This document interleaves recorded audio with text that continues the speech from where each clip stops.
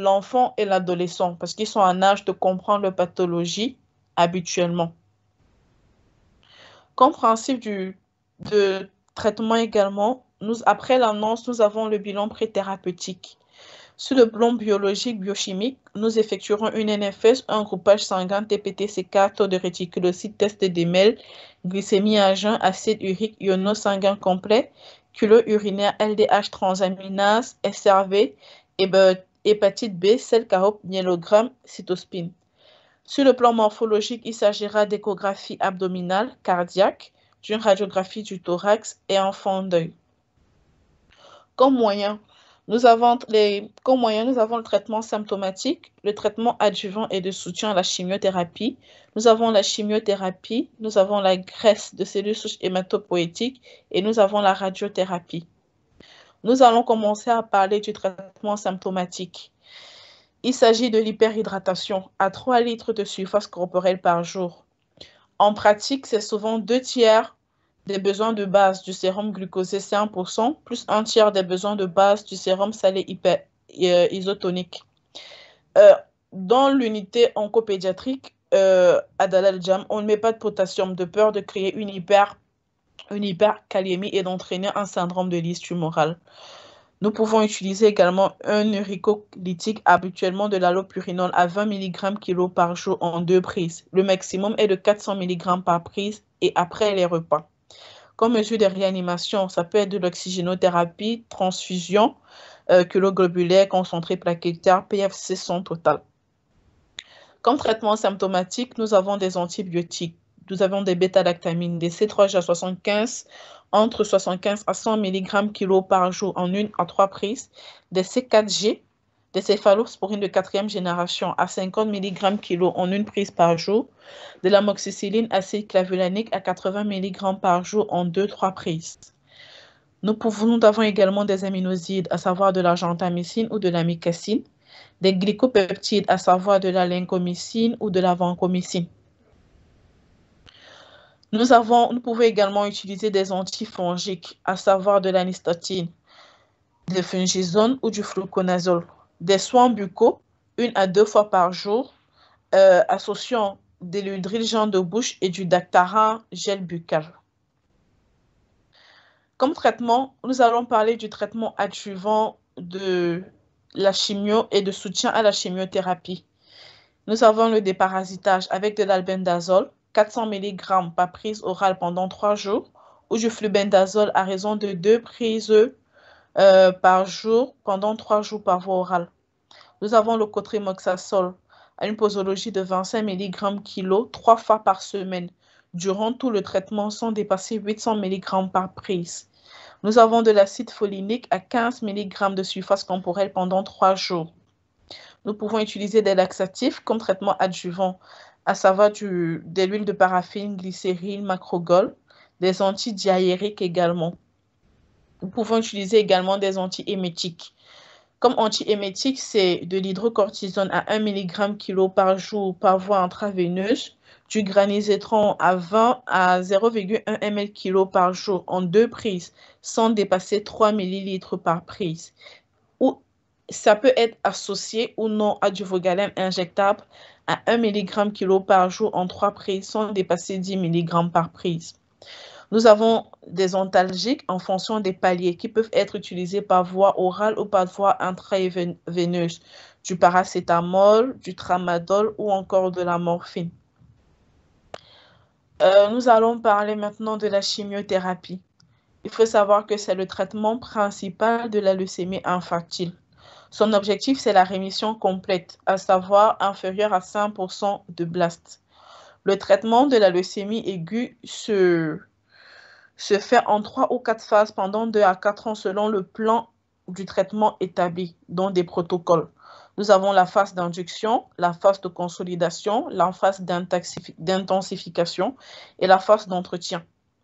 Il faut savoir que les enfants atteints d'une leucémie aiguë à risque élevé ou très élevé reçoivent habituellement plus d'agents chimiothérapeutiques ainsi que de plus fortes doses que les enfants atteints d'une leucémie aiguë à risque faible ou standard. Nous allons parler de la première phase, la phase d'induction. Elle dure environ 35 jours et nécessite une hospitalisation. Les médicaments administrés sont des corticoïdes, de la prednisone, de la dexaméthasone ou du méthylprénisolone, du cotrimoxazole, et les molécules de chimiothérapie pure sont la vincristine, la L-sparaginase, du méthotrexate. Si le risque est élevé, on y ajoute de la doxorubicine, encore appelée ou de l'adriamycine, ou de la daunorubicine. Ça, c'est un schéma qui récapitule le traitement de la phase d'induction selon les recommandations du groupe de la GFOP de l'année 2006. Donc, de J1 à J8, on utilise de la prednisone. À J8, on fait un contrôle en faisant de frottis sanguin. Et après, on commence de l'adriamycine. Et après, on continue avec de la prednisolone, en poudre injectable. Et on ajoute de l'adriamycine à l'intérieur jusqu'au 29e jour. Il faut savoir que la L-asparaginase, il est ajouté à partir du 24e jour. Et on s'arrête au 35e jour, comme on l'a dit, avec une phase de repos après. La phase de consolidation, qui est la deuxième phase, et la phase d'intensification, qui est la troisième phase. Ils ont une durée de 4 à 10 mois, souvent recours aux médicaments utilisés lors de la phase d'induction, ou il peut être associé d'autres médicaments à ces derniers, à savoir de la cyclophosphamide, de l'étoposide, du méthotrexate, de la cytarabine et bien d'autres molécules en fonction du protocole utilisé. À l'unité d'oncopédiatrie, c'est un peu le schéma qui est utilisé. C'est le schéma d'intensification des LAL. Donc, de J1 jusqu'à J29, on utilise de la vincristine. À partir de J29, on ajoute de l'endoxan jusqu'à J50. Et de J50 jusqu'à J57, on ne met pas de molécules contre la chimiothérapie. C'est une semaine de repos. Après, nous allons parler de la quatrième phase, qui est la phase d'entretien. Elle dure 18 mois. Le traitement d'entretien est à débuter après le J57 d'intensification.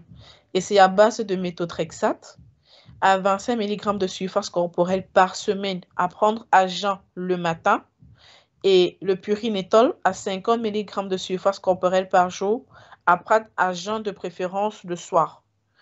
Le traitement est administré par voie orale. Ça, c'est les recommandations du GFOP de 2019. Également, concernant dans la phase d'entretien, on a une surveillance et une adaptation du traitement d'entretien. On fait une numération mensuelle et des transaminases au moins tous les trois premiers mois, puis tous les 2 mois si bonne tolérance. En cas de neutropénie, à savoir des neutrophiles inférieurs à 1000 ou de lymphopénie, des lymphocytes inférieurs à 500 ou de cytolyse, on diminue les doses du traitement d'entretien d'un tiers. Dans la phase d'entretien également, on a des injections intrathécales. Il est recommandé de faire 9 injections intrathécales de méthotrexate pendant le traitement d'entretien, à raison d'une injection tous les 2 mois à partir du J1 du traitement d'entretien. Il ne faut pas donner du méthotrexate par voie orale la semaine où est pratiquée l'injection intrathécale. Donc, la semaine où l'enfant est censé recevoir son injection intrathécale, il ne prend pas son méthotrexate par voie orale. Également, dans la phase d'entretien, on continue du cotrimoxazole durant toute la durée du traitement d'entretien. On va parler très rapidement de la chimiothérapie concernant les LAM. Également, ces 4 phases, induction, consolidation, intensification et entretien. Il faut savoir qu'il y a des protocoles bien dans les LAM, habituellement, c'est des greffes. Mais dans notre cas, ou des protocoles de chimiothérapie avec des molécules bien précises. Mais au Sénégal, en l'absence de certaines de ces molécules et vu qu'on ne peut pas laisser l'enfant sans traitement, on a fait une adaptation du traitement contre les LAM. Donc, en phase d'induction, c'est de l'aracitine à 100-200 mg de surface corporelle pendant 7 à 10 jours, plus de l'anthracycline pendant 3 jours. Et on ajoute d'autres médicaments, de la vincristine, de la prednisone ou de l'étoposide, en fonction du patient.